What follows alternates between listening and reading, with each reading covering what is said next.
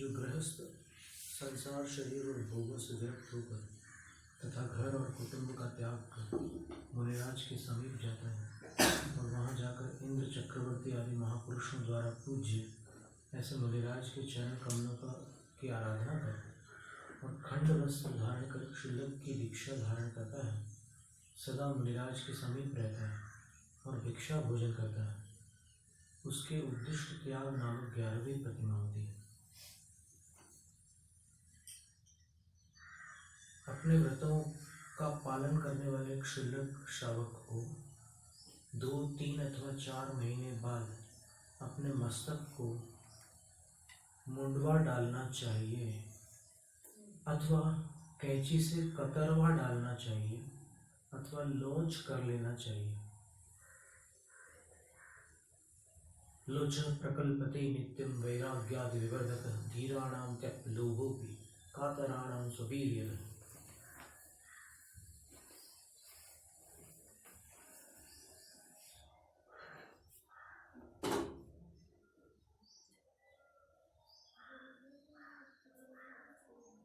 न केश धारणं कुर्यात्।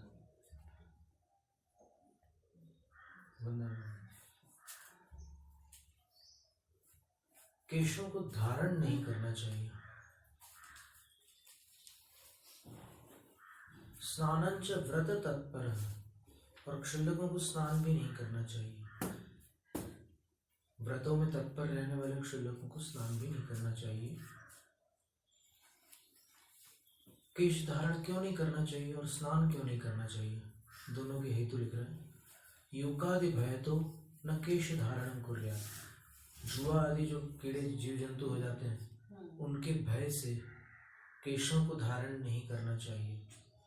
और स्नान क्यों नहीं करना चाहिए क्षुल्लकों को, तो बोलते हैं कि राग पाप हिंसादि कारण है, क्योंकि उससे राग बढ़ता है, उससे पाप लगता है और उससे हिंसादिक भी उत्पन्न होता है स्नान से, इसलिए क्षुल्लकों को नहीं करना चाहिए। लोच प्रकल्पते नित्यम वैराग्यादि विवर्धकः। लोच जो है वो वैराग्यादि में वृद्धि करने वाला होता है। और धीराणाम त्यक्त लोभोऽपि,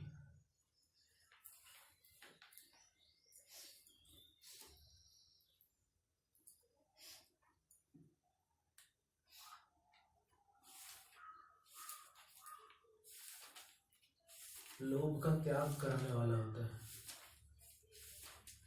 और कायर जीवों की शक्ति बढ़ाने वाला होता है, इसलिए सदा ही लोच करना उत्तम है। यानी क्षुल्लक भी लोच कर सकते हैं इस कथन के अनुसार। प्रश्नोत्तर श्रावकाचार्य। पर इन्होंने अन्य विकल्प भी दिए हैं, इसलिए लोच ही करें ऐसा नहीं है। संस्तरी कोमलिनैव रागयुक्ते भजेत् क्वचित् कामादि भयतो धाद्वा शयनं ब्रह्मरक्षकः।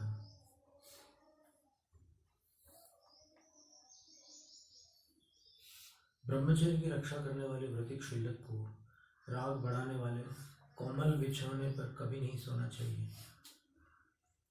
अथवा कामोद्वेग होने के डर से व पाप उत्पन्न होने के डर से उस बिछौने पर नहीं सोना चाहिए।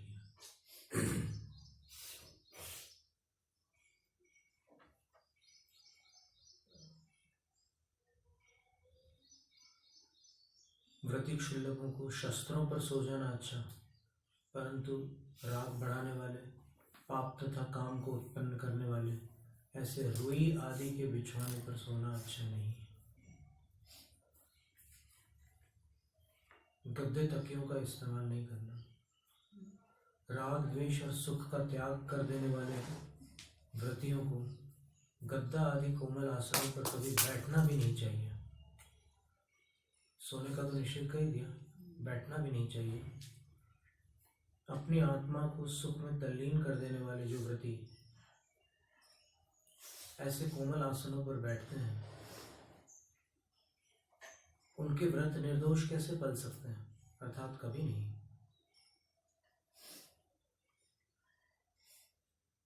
ब्रह्मचारी क्षुल्लकों को शौच के लिए पाप रहित, वीतराग रूप और सब तरह के भयों से रहित ऐसा कमंडलू रखना चाहिए।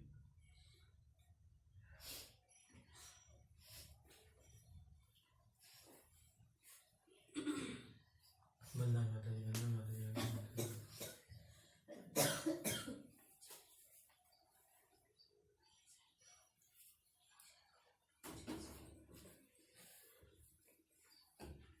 अक्षर लोगों के साथ अंतरा देखते हैं।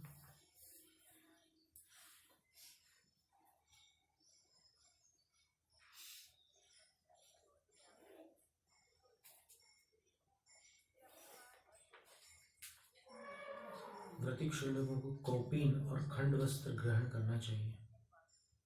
वस्त्र ऐसा होना चाहिए जिसमें न राग हो न किसी प्रकार का भय हो, जो अधिक मूल्यवान न हो और दूसरों द्वारा प्रदत्त हो। और चतुर क्षुल्लकों को प्राण नाश होने पर भी अधिक मूल्य का बड़ा वस्त्र कभी ग्रहण नहीं करना चाहिए, क्योंकि ऐसा वस्त्र पाप, राग, चिंता, शोक और भय आदि अनेक विकार उत्पन्न करता है। ओढ़ने का मुझे ये आता है क्षुल्लक का, तो वो अलग से नहीं है, ओढ़ने का रहता है कि यानी ये दुपट्टा ही ओढ़ना पड़ता है।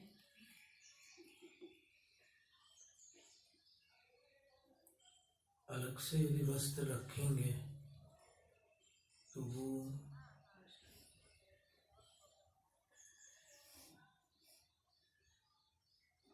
इन वस्त्रों से, इस वेशभूषा से अतिरिक्त वस्त्र धारण करना होगा अलग से वस्त्र रखने पर। यानी कि ओढ़ने के लिए संख्या का उल्लंघन हो जाएगा। ओढ़ने के लिए भी नहीं ले सकते थे। वो तो भी कहीं भी लगा सकते हैं आप। ओढ़ना होगा तो फिर यही अपना दुपट्टा ही ओढ़ना होगा। इसमें कौपीन लिखा है, कौपीन का अर्थ अधो वस्त्र होता है। मंदिर में जाना अक्षय समय का होगा, अभी बताया हमने, बताया कोई बात नहीं, इसमें समय अपने को बहुत मूल्यवान है अपना।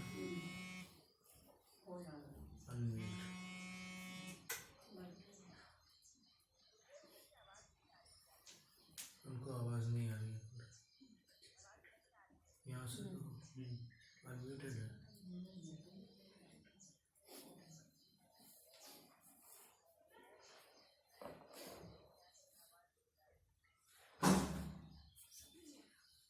ऐसा सुनने में आता है कि क्षुल्लक लोग खेस ओढ़ सकते हैं। वो वृद्धावस्था में, संलेखना में, दुर्बलता में, रुग्ण अवस्था में, विशेष परिस्थितियों में गुरु की आज्ञा हो। नहीं महाराज जी, पर विमल महाराज से ना क्षुल्लक छोड़ने का हम भी नहीं ले सकता था। हाँ ठीक। तो अपना चंदन होता है ना, खेस, वो देते थे ठंडियों में, वो देते थे। खेस तो अभी उनने भी वहाँ पर दिया, सब लोग देते हैं।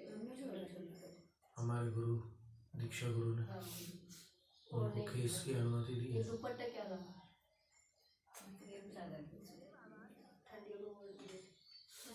महाराज जी, जैसे नहीं लेंगे तो साधना के रूप में होगा ना, उनका साधना बढ़ेगी। साधना और उसकी चर्चा नहीं है असली में। नहीं बढ़ेगा असली में इसमें कहीं विधान मिल जाए तो फिर हमें क्या तकलीफ है। हम जो यहाँ लिखा है वो बताएं। अगर नहीं ओढ़े तो साधना हो गई ना उनकी। तो नहीं, दुपट्टा ओढ़ लेंगे ना। आप दुपट्टा इतना सा रखते हैं, यहाँ छोटा सा दुपट्टा लटका लेते हैं और फिर रात को ठंड सहन नहीं होती तो फिर आप अतिरिक्त वस्त्र लेते वैसे हैं। महाराज जी प्रमाण 2-2.5 मीटर का होता है दुपट्टा का प्रमाण, 2-2.5 मीटर, 2.5 के पहले तो 2-2 मीटर के लेते थे। हमने आचार्य शांति सागर महाराज जी की परंपरा में पढ़ा था कहीं पर कि 4 हाथ का दुपट्टा हो लंबाई में। तो 4 हाथ के दुपट्टे से आप पूरा आवरण नहीं कर सकते अपने ऊपर, क्योंकि अपना शरीर अपने हाथ से 3.5 हाथ का होता है, तो वो आधे हाथ में ये शरीर का जो, और ऐसे सीधा रखो तो 4 हाथ हुआ, और बीच में अगर अपना शरीर हो उसके नीचे दुपट्टे में, तो फिर वो आधा हाथ तो अपना शरीर ही ले लेते हैं, तो पूरा शरीर ढांकता नहीं है, पूरा शरीर ढांक नहीं सकते उससे। वैसा दुपट्टा दोनों के लिए, शल्लिका के लिए भी वैसे ही दुपट्टा होगा, वो पूरा शरीर ढक जाए, वैसा चद्दर नहीं होगा। चद्दर और दुपट्टे में अंतर है, कहीं चद्दर नहीं लिखा शास्त्रों में, खंड वस्त्र लिखा है ना साफ, तो खंड वस्त्र में अखंड वस्त्र कहाँ से लाओगे? फिर जब वो रुग्णावस्था और वृद्धावस्था की बात अलग है, उसके लिए हम कुछ भी टिप्पणी नहीं करते। वो तो शारीरिक स्थिति जब बिगड़ती है तब मुनियों की स्थिति कैसी होती है आपको सबको पता है।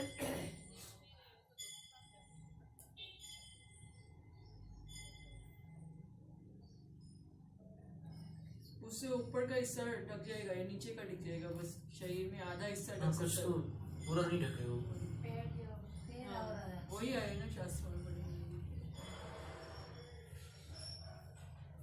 तो महाराज जी विमल जो महाराज है ना, सुंदर चुल्ली गाँव को टेस्ट करवाते थे, गाड़ी में नहीं बिठाते थे और खींच देते थे। ठीक है, केस केवल ठंड के समय ठंड के और फिर छोड़ना होता था। हाँ, वापस भी उसके बाद तो कुछ प्रश्न ही नहीं। अपने प्रश्न ही नहीं, उसको फिर रख नहीं सकते अपने पास, नहीं ठंडी नहीं, वो कहीं रख देते हैं पास बस। में बाद में फिर जब देखा जाएगा उसमें कोई अपना वो ममत्व नहीं रखना होता। जिस चटाई को रखते हैं व्यवस्थित वैसे रखना। वैसे चटाई के साथ। आजकल तो चटाई भी बढ़ते बहुत से। हमारा तो अभी नंबर नहीं आया चटाई के, देश में भी अभ्यास चटाई हो रही है ना, तभी हमारी चटाई टेस्ट तो आप करता कभी हमने ऐसा नहीं किया, वो विषय नहीं है। वहाँ गाड़ी में नहीं बैठाते थे पहले। चल हमारे संग में भी छुल्ला बदल ही चलना टेस्ट लुच कोई कई चीज नहीं सब टेस्ट बोले तुमको फिर अभ्यास करना आयरिका का तो टेस्ट उची को ऐसा करके मेरा आई का बनना तो क्षुल्लक अवस्था में केश लॉन्च की अनुमति है, अपन ने अभी पढ़ा है इसमें, अपन ने अभी कितनी सारी चीजें पढ़ी।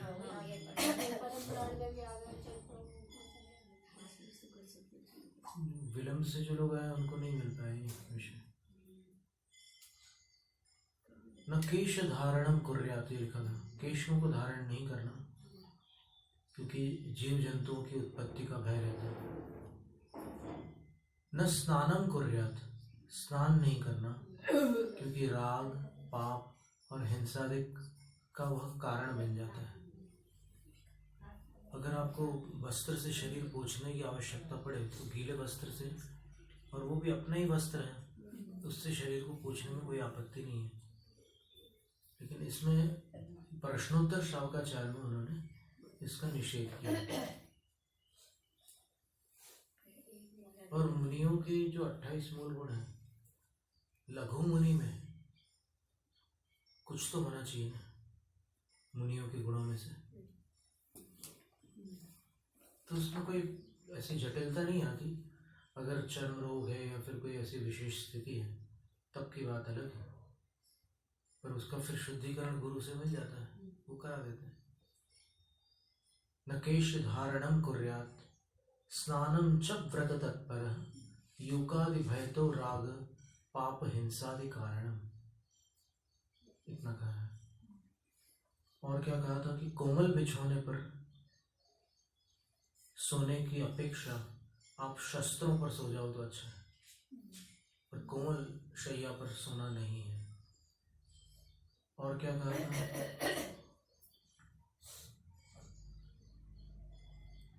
पाप के डर से अप्रासुक जल से अपने वस्त्र नहीं धोना,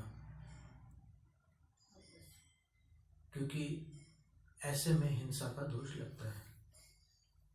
अप्रासुक यानी जिस जल में जीव जंतु हो। जैसे मान लीजिए कच्चा पानी 48 मिनट का अपन छना हुआ यूज कर सकते हैं। ये गर्मी कच्चा पानी जो होता है, छना हुआ कच्चा पानी, वो तत्वार्थ वृत्ति ग्रंथ के अनुसार 48 मिनट के लिए निर्जीव होता है। उसको जल काय में बताया गया है। उसको स्पष्ट लिखा है कि इसमें 2 ही जीव होते हैं, जल, जल जीव, जल कायिक और जल काय। जल के 4 भेद हैं। तो इनमें से जल कायिक और जल जीव, ये 2 जीवित होते हैं और बाकी 2 निर्जीव होते हैं। तो जिसको शास्त्रोक्त छन्ने से छाना गया है। शास्त्रोक्त छन्ना वो है जिस वस्त्र को धूप से अपन ऐसे करें तो अंदर से सूरज नहीं दिखता उस तरफ, यानी सूर्य की किरणें जिसको पार नहीं कर सकती, और वह वस्त्र 36 अंगुल लंबा हो, यानी 3 बीता लंबा हो, और 24 अंगुल चौड़ा हो, और इसको दोहरा करके फिर उसको उतने ही मुख वाले पात्र में जल को छानना होता है। ये नियम है कि आप बाल्टी में नहीं छान सकते और बड़े वाले उसमें बर्तन में नहीं छान सकते। जल को छानने की विधि यही है। तो ऐसी पात्र में आपको जल छानना है जिसमें वह छन्ना फिट हो, और उसको छानने के बाद उसकी बिलछानी उसमें डाल देना है। और छन्ने के 5 दोष होते हैं। एक रंगीन छन्ना आगम विरुद्ध है, जीर्ण छन्ना आगम विरुद्ध है, मलिन छन्ना आगम विरुद्ध है, सच्छिद्र छन्ना आगम विरुद्ध है, और पतला छन्ना आगम विरुद्ध है। यानी छन्ना न तो अभी शुरू से क्या बोला था हमने? रंगीन नहीं होना, छन्ना पुराना नहीं होना। पुराना माने आप ऐसे निचोड़ो तो उसमें टक टक तंतु टूटने की आवाज आती है। इतना पुराना हो गया है तो वो तंतु ढंग से काम कैसे करेंगे, छानने में कहाँ तक सहायता करेंगे? नहीं हमारे इतना मोटा छन्ना नहीं जिसमें सूरज की रोशनी नहीं जा रही, तो पानी कैसे जाएगा उसमें? उसका कुछ करना पड़ता है। 1-2 पहली बार में तो जब मार लगी होती तब तो मुश्किल हो जाएगा, लेकिन उसको बहुत समय तक के वो करने के बाद फिर वो तैयार हो जाता है उसके बाद। और फिर जब उसमें पानी जाने लगे तो देर कितनी भी लगे तो क्या हो गया, टाइम बर्बाद तो नहीं हो रहा। आगम का ही पालन कर रहे हैं, आज्ञा का। तो आज्ञा का पालन करने में समय का अपव्यय नहीं कह सकता कोई। उतनी देर अगर आपका मन अस्थिर है, चंचल हो रहा है, तो आप नमोकार मंत्र पढ़ते रहो। पानी जब तक नीचे जाएगा तब तक नमोकार पढ़ते रहो।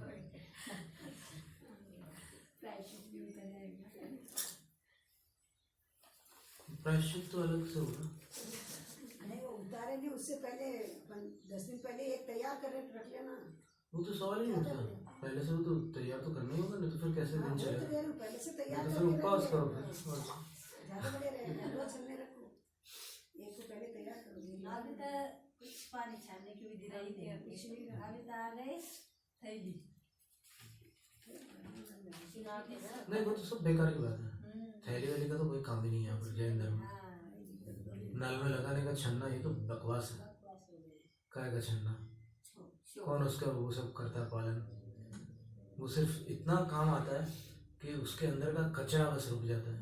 जीव दया के किसी काम का नहीं हो।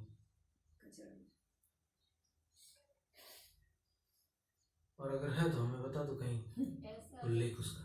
जानवर के मुंह को मुंह सब बांध देते हैं ना, जानवर के मुंह सब बंद जाता है। लेकिन जानवर के मुंह में तो आश्रय रुकता है, इसमें तो क्या होता है, इसमें तो प्रवाह क्षमता है।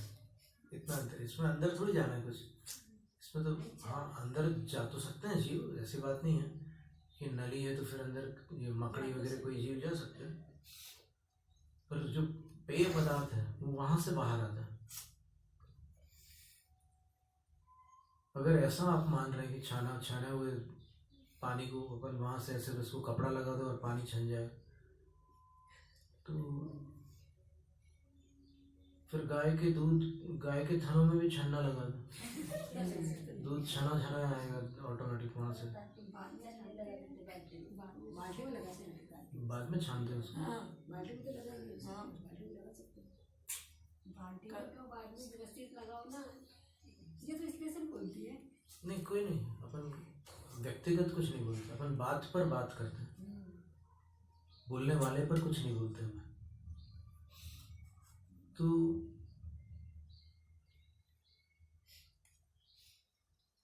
छन्ने के 5 कौन से दोष है बताइए फिर से। रंगीन होना चलने का दोष। दूसरा पुराना, बहुत पुराना होगा तो फिर तंतु बेकार हो जाएंगे। फिर तीसरा मलिन, मैला नहीं होना। फिर सच्छिद्र नहीं होना, पतला नहीं होना। पुराना तो हो गया, जीर्ण। जीर्ण का अर्थ पुराना होता है। ऐसे 5 दोष।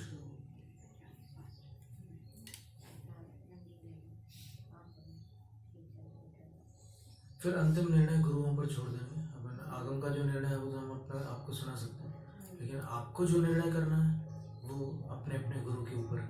आप उनसे अनुमति लेकर जो आपको करना है वो कर सकते हैं।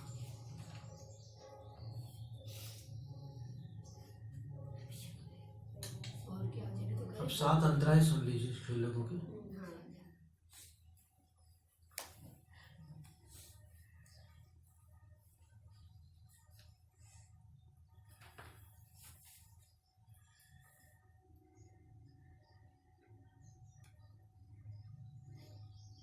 आमिषं रुधिरं चर्म वास्ति मध्यम वधुंगिनः प्रत्याख्यानं स्वभुक्तेरन्तरायं सप्तधा भवेत्। एक ही श्लोक में 7 अंतराय बताती है और उसका खुलासा कर रहे हैं कि यह पश्यति पलम कुर्वन् भोजनं सव्रति स्वयं अंतरायं भजेत् सोपि भोजनस्य स्ववीर्यम्।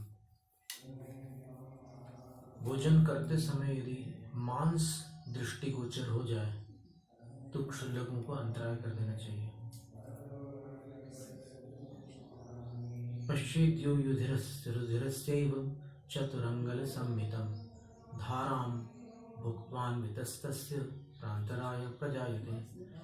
और दूसरा अंतराय है कि 4 अंगुल अगर रक्त की धार बहती हुई दिख जाए तब भी अंतराय करना।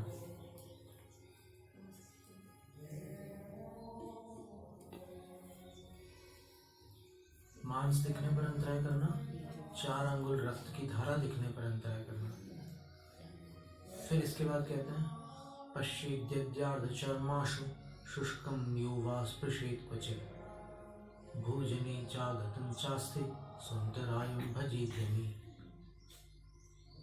देखिए कुछ शब्द इसमें मुनिवाचक शब्द दिए, यमी। क्षुल्लक है लेकिन वर्णन में मुनिवाचक शब्द भी आते हैं। और यहाँ कह रहे हैं कि गीला चमड़ा छू जाए, नहीं गीला चमड़ा दिख जाए और सूखा छू जाए तो अंतर है।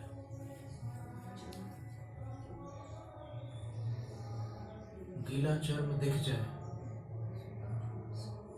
और सूखा छू जाए तो अंतर है।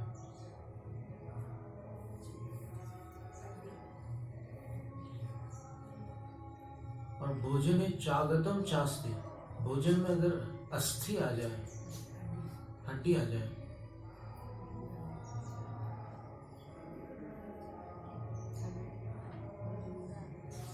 भोजन में हड्डी कैसे आ सकती है पता है आपको?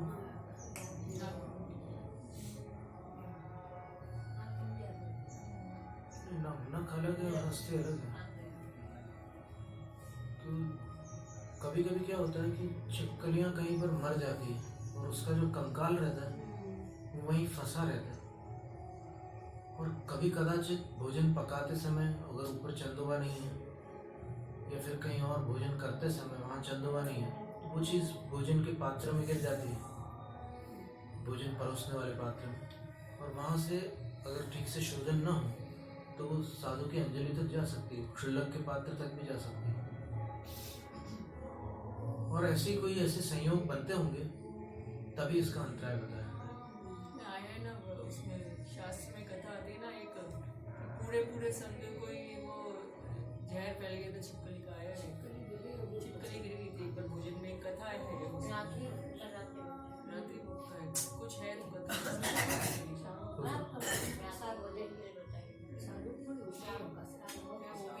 तो ये एक अंतराय हो गया।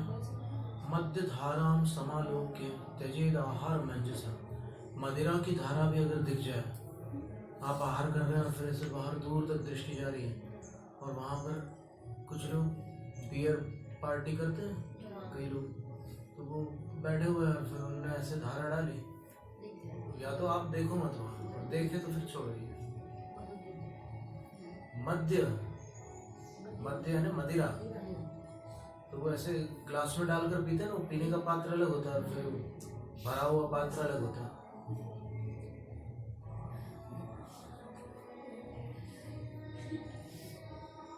तो उसको देखा तो फिर अंतराय करना होगा, शौक हो तो देखो। बच्चे ने बाहर में कॉपी कर ली। वधम च द्विन्द्रियादीनां घृततक्रादिके व्रति। घी या छाछ आदि में 2 इंद्रिय आदि जीवों का वध दिख जाए, हो जाए, तब भी अंतराय करें। अपने थाली के हिसाब से बाहर का भी मरा हुआ दिखता है। 2 इंद्रियां नहीं कोई भी जीव हो, माने ये 2 इंद्रिय का यानी पात्र से संबंधित लेंगे या बाहर भी दिखता पात्र है? से संबंधित है। पात्र से संबंधित है, बाहर का नहीं है। इसमें ये लिखा ना कि वधम च द्विन्द्रियादीनां घृततक्रादिके व्रति। घी या अच्छा, तो घी उनके यहाँ पर, उनके उसमें भी हो सकता है, उनके पास दातारों के पास। तो घी में या छाछ में अगर कोई जीव जंतु आकर के मर जाता है तब भी अंतराय करना होगा। जैसे मान लीजिए कोई दे रहा है लिक्विड घी आदि, तो उस पे दे रहे उसके हाथ। और जिस भोजन का, जिस वस्तु का त्याग कर रखा है, वो अगर आपके लेने में आ जाए तो भी आहार का त्याग होता है। ग्रहण नहीं पहले करते, निकालना थोड़ा सा हमारे लिए चिंताजनक लगता, मतलब विचारणीय लगता है कि अगर आपने पहले निकाल दिया तो फिर आपने 6 अंतराय पाले, आपने 7 अंतराय नहीं पाले, क्योंकि वो अंतराय आपको जीवन में कभी नहीं होगा जो आपने निकाल दिया है। कैसे होगा? धोखे से कोई दे दे वो बात अलग है, लेकिन वो तो फिर एक मौके की बात है, वो तो अवसर की बात है। हो गया तुम्हारा धोखे से बन गया। कभी आपने हाथ में आ जाए वो त्यागो, निकाल नहीं सकते उसको फिर। सेवन का अंतराय है, सेवन का सेवन का अंतराय है। उसको अगर आप हाथ में ऐसे रख लेते हैं एक किनारे और बाकी वस्तुओं का आप भोजन कर लेते हैं तो फिर कोई अंतराय नहीं है। मुंह में डाल अंतराय चीज हाथ में आ गई, नहीं धो लिया तो ये परेशानी कब आती है? नमक मीठा ऐसा होता है ना, तब आती है, क्योंकि वो खाने से पता और भी कोई चीज हो सकती है, मतलब मान लो किसी ने कोई और चीज का त्याग, कोई वस्तु विशेष का त्याग रखा हो। वो तो दिखने में आता है। कुछ चीजें दिखने में नहीं आती। मलाई चाप का त्याग रखा, पेड़े का त्याग नहीं रखा।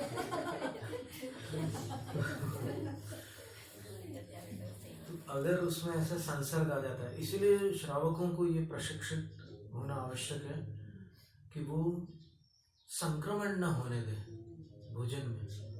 ये प्रशिक्षण ठीक है, उसको थोड़ी असुविधा होगी, लेकिन इस प्रशिक्षण से जो उसके त्यागी है उनका अंतराय बच जाएगा।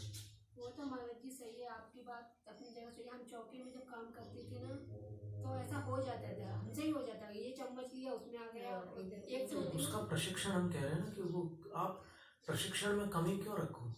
हो जाता है। कौन जानता है कोई रिद्धिधारी साधु आपके यहाँ आ जाए। आज भी लघु रिद्धियां तो मान्य है ना, आज लघु रिद्धियों का अभाव थोड़ी हुआ है, महारथिक साधुओं का अभाव है। तो छोटी रिद्धियों के धारक साधु और रिद्धियां जो होती है वो रत्नत्रयधारियों को होती है और अन्य को नहीं होती है। तो मान लो वैसे रिद्धिधारी साधु आ जाए, अब हुए ही है ना, आचार्य शांति सागर महाराज नहीं थे क्या? महाराज जी कनकनंदी महाराज को मालूम अपने शेगड़ी पे खाना बनाएगा गैस पे, तुरंत वापिस महाराज को हाँ, उनको और भी चीजें मालूम पड़ जाती है। आचार्य कनकनंदी महाराज जी को मालूम हो जाता है। एक बार स्वाध्याय में उन्होंने बोला था कि ये क्षेत्र शुद्धि नहीं है, फिर जब सब चेक करा तो फिर पाटे के नीचे मरा हुआ चूहा था।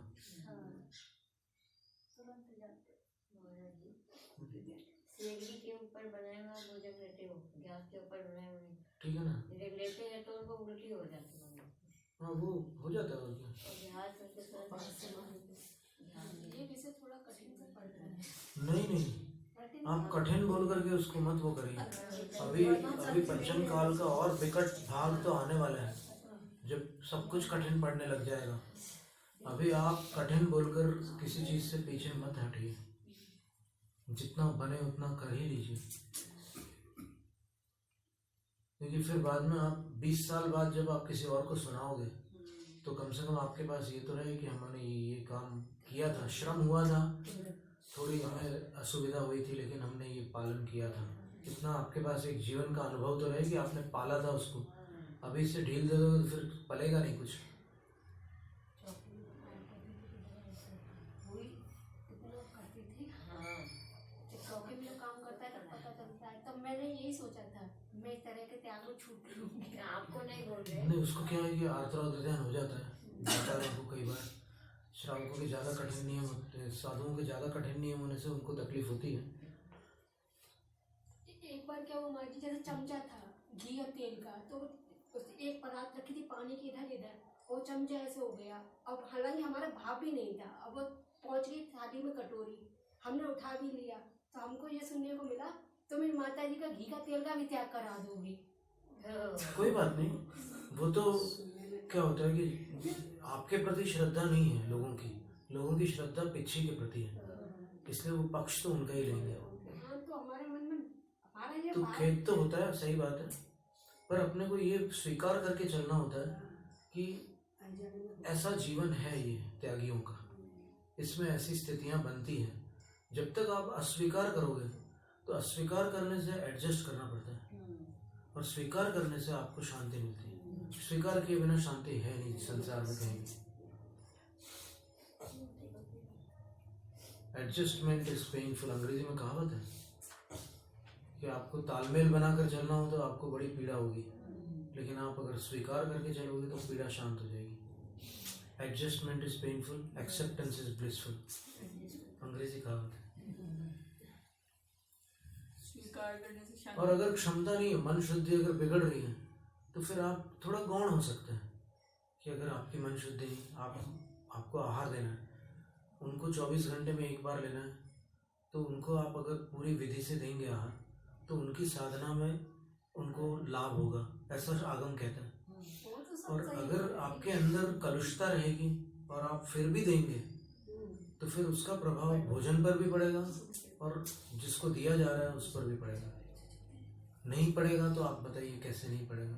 पछतावा तो होता ही है, जब गलती हो जाती होता है, लेकिन उस समय विकल्प तो हो जाता है कि हमारे कारण तो ऐसा वो तो हो हम गया। कहाँ मना कर रहे हैं, सब कुछ हो रहा है, हमने सब कुछ तो स्वीकार कर लिया। स्वीकार करने से क्या होता है, आपने बोला समझौता करने से, तो और समझौता कि हम लड़ समझौता थोड़ी करने से रहे हो। संघर्ष होता और है, स्वीकार करने से शांति। स्वीकार करने से शांत हो जाता है मन। हमारा कि ठीक है भाई, है ऐसा तो है, अब क्या करोगे। आगे ऐसे बोलना। अब आप लड़ना बंद हो जाएगा स्वीकार करने से, स्वीकार कर लो, लड़ाई लड़ाई खत्म हो जाएगी। अरे स्वीकार तो हमारा जब ये जब हमारे हमने देख लिया था, दूसरे की तो कहने की बात हो ही गई नहीं है। गलती उसकी नहीं, माना। पर लेकिन अपने वो आपको पता था, उनको नहीं पता था, और अगर उनको पता भी होगा तो भी वो उनका पक्ष लेंगे। देखो, हमेशा पुण्य जिसका अधिक होता है उसकी जीत होती है, भले वो न्याय हो या अन्याय हो। तो ये सारा तत्व ज्ञान अपने किस काम का, अगर आपने पंचम गुण स्थान में इसका उपयोग नहीं किया, विपाक विजय ध्यान का। अब इसमें 24 स्थानों में पढ़ा था ना अपन ने कि चौथे में विपाक विजय नहीं होता, तो नहीं हो रहा था। जब तक चौथे में थे तब तक नहीं हो रहा था, आप आकुल व्याकुल रहते थे। लेकिन अब पंचम में आ गए, तो पंचम में आने के बाद क्या करना है, बस समता का अभ्यास करें। अर्थ ध्यान होता है तो होता है, तो अपनी भूमिका के अनुसार उसको आगम में स्वीकार भी किया गया है कि होता है, तो प्रतिक्रमण करके उसका शुद्धिकरण हो जाएगा। और क्या करोगे, पर उस अर्थ ध्यान को आप अविरत के साथ खींच नहीं सकते। आपके परिणाम अप्रत्याख्यान कषाय के योग्य नहीं होने देना है। जो आपको संक्लेश हो रहा है, जो पीड़ा हो रही है, क्लेश हो रहा है, चलो वो क्लेश पंचम गुण स्थान के योग्य हो रहा है या चौथे के योग्य हो रहा है, किसके योग्य हो रहा है ये देखना। चौथे के योग्य क्लेश होगा तो 6 महीने बाद भी याद करके आप आकुलित होंगे। 6 महीने के अंदर अंदर तक, उसके बाद तो फिर वो दूसरी कषाय हो जाएगी।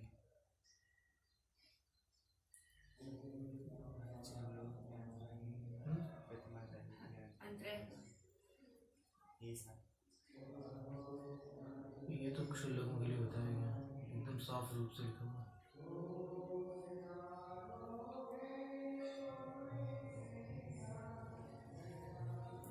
अपन पूछ सकते हैं आचार्य महाराज से, क्षुल्लकों की ये बताएं, मुनियों के 32 बताएं, तो बाकी व्रतियों के कितना होते हैं वो पूछ सकते हैं। इनको 7 प्रतिमा है। जितने भी हो वो तो बता देंगे। तो ये एक चर्चा निकल आई बीच में, क्योंकि अपने लिंग कल्प का वर्णन चल रहा था और उसमें लिंग में फिर क्षुल्लक भी लिंग बताया गया, क्षुल्लक को भी लिंगधारी बताया। वैसे हमारे 2 प्रतिमा से अंतराय शुरू होते हैं ना, 7 2 प्रतिमा से हाँ अंतराय 7 शुरू होते हैं। ब्रह्मचारी लोग 2 प्रतिमा में तो होती है, 2 प्रतिमा अपन से देख 7 लेंगे अंतराय उसको, शुरू होते हैं सब। उसके बारे में खोज तो करेंगे। विपाक विचय मेन अपने को पंचम गुण निशाने, तो विपाक विचय आप देखिएगा कि कई कुछ ब्रह्मचारी लोग हैं ना, चौथे जब भी कोई ऐसी स्थिति आती है तो फिर वो कर्मों की कुछ बात कर देते हैं। जैसे आप ही खुद बोलते थे ना, जे कर्म पूरब किए खोटे।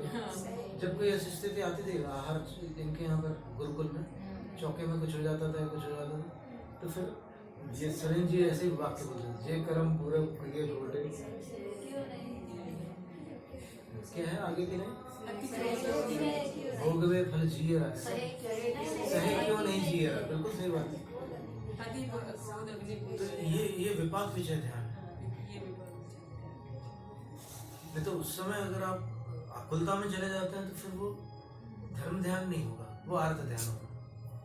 तो अभ्यास करना है, और सब अपन छोटे केजी वाले लोग हैं, फिर पंचम काल है, फिर कोई पहली दूसरी कक्षा तीसरी कक्षा वाले हैं, बाकी तो अपन हम लोग नर्सरी वाले समझ लो। हम लोग तो होते हैं अभी बच्चे, आप तो परिपक्व हो गए थे, हम लोग तो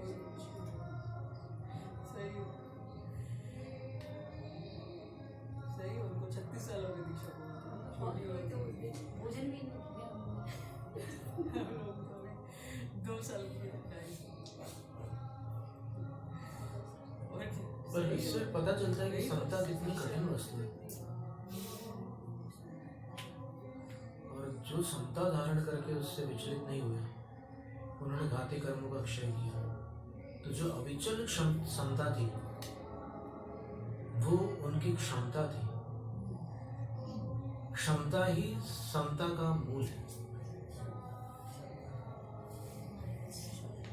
अपन शांत रहने का अभ्यास करें, पर अगर कुछ गलत हो रहा हो फिर बोलना चाहिए, उसको रोकना चाहिए, उसका प्रतिकार करना चाहिए। नहीं, जो व्यवहार अपने वश में हो वहां पर तो व्यवहारिक होकर के उसका संशोधन शक्य है, क्षमता ही क्षमता बाकी जो चल रहा है वो आपकी व्यवहार कुशलता मानी जाएगी।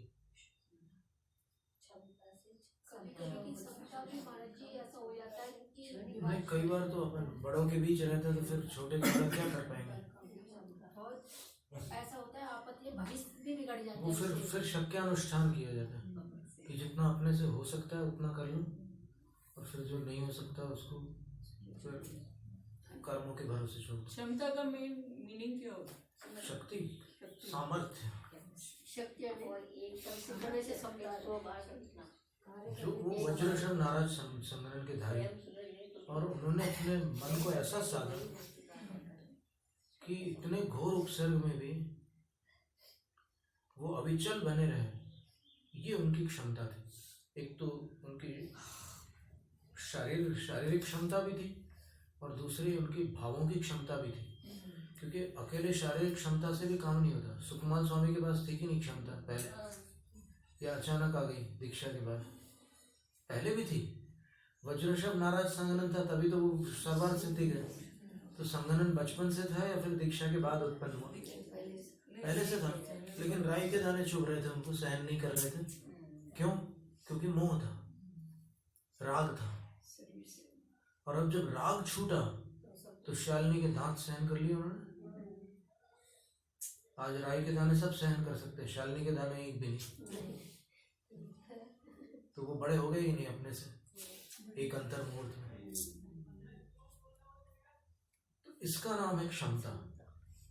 ये योगी की क्षमता कहलाती है।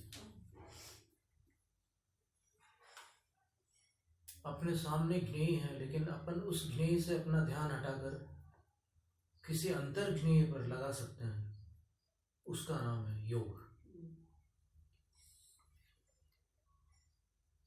इंद्रियों के पास कुछ और है, लेकिन आपका मन जो आगम में बताया हुआ ध्येय है उसमें स्थिर करने की आपके पास शक्ति है।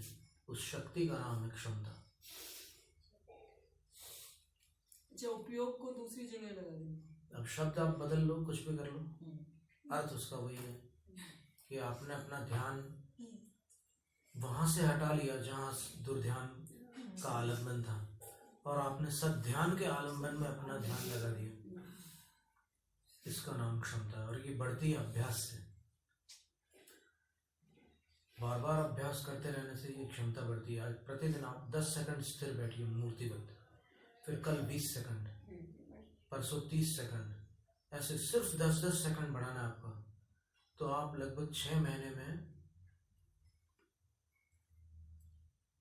कहाँ तक पहुंच जाएंगे? 48 मिनट तक का आपको पहुंचाना है। उसकी कालावधि आपको निकालनी होगी। प्रतिदिन 10-10 सेकंड जोड़ते जाना है, और तब आप आसन विजय को प्राप्त हो जाएंगे। और आसन विजय अगर आपकी एक बार हो गई तो आपको संलेखना की चिंता नहीं रहेगी। तब संलेखना बढ़िया हो जाएगी। महाराज हमारा सिंहासन माजी 10-10 सेकंड्स की बात है। एक बार बैठ जाते थे, पूरे बैठे ही रहते। सिंहासन में भी कभी कुछ नहीं होता, बैठे ही तो बैठे।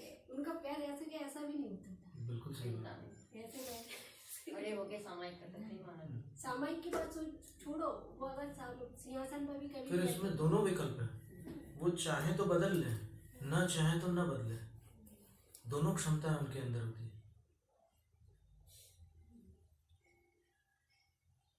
ये दोनों क्षमताओं का मतलब ये है कि यदि वो इस संकल्प पर अड़ जाए कि नहीं, मुझे कुछ उस पर ध्यान नहीं देना, तो फिर उनके अंदर वो क्षमता है कि ध्यान नहीं देंगे। और ध्यान जा रहा है, जैसे मच्छर उड़ाने की इच्छा हो रही है, उड़ा दिया, और संकल्प कर लिया कि नहीं उड़ाएंगे, तो नहीं उड़ाया। दोनों स्थितियां हैं। इसमें केस के अंतराय नहीं है क्या? क्या अंतराय बताइए, उसमें केस के अंतराय नहीं है। केश का अंतराय तो मुनियों का भी नहीं है। नहीं है ना? नहीं है, 14 मल है वो, 32 अंतराय में केश नहीं है। तो फिर अंजलि में अगर ध्यान लगे तो छोड़ते हैं ना। तो हम कहाँ मना कर रहे हैं? बता तो रहे ना। अरे मान आप आधा क्यों सुन रहे हो? पूरी बात सुनिए। 32 अंतराय में नहीं है, 14 मल में है। तो 14 मल में मध्यम मल के अंतर्गत ये केश है। तो उसको अलग करके, उस सामग्री को अलग करके, और भोजन भी वहीं पर समाप्त करना होता है मुनियों को। उस दिन जब हम आहार ले रहे थे तो बाहर यानी किसी ने जंगल कर लिया, तो हमको कुछ ऐसा समझ में नहीं। हमने फिर जैसे निकाह भी हटा ली। हमने महाराज जी को पूछा तो महाराज जी ने बोला अंतराय का प्रायश्चित लिया है। ठीक है ना, दिखने के बाद तो प्रायश्चित हो गई। अब हम शंका में थे क्या है ये हाथ में आए तो क्या चीज?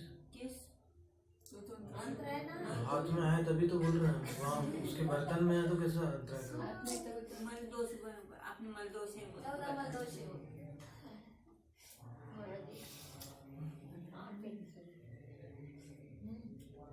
हो गया। ये प्रश्नोत्तर में हमारा समय बहुत चला जाता है। और इससे अपने को चर्चा में से अपने को पता चलता है ना।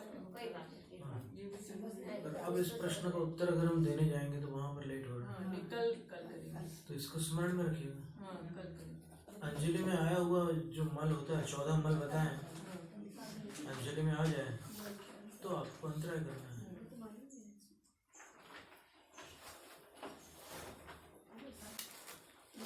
नमो आर्य जैनम जय शासन स्वाध्याय निष्ठापन क्रिया शुद्ध भक्ति का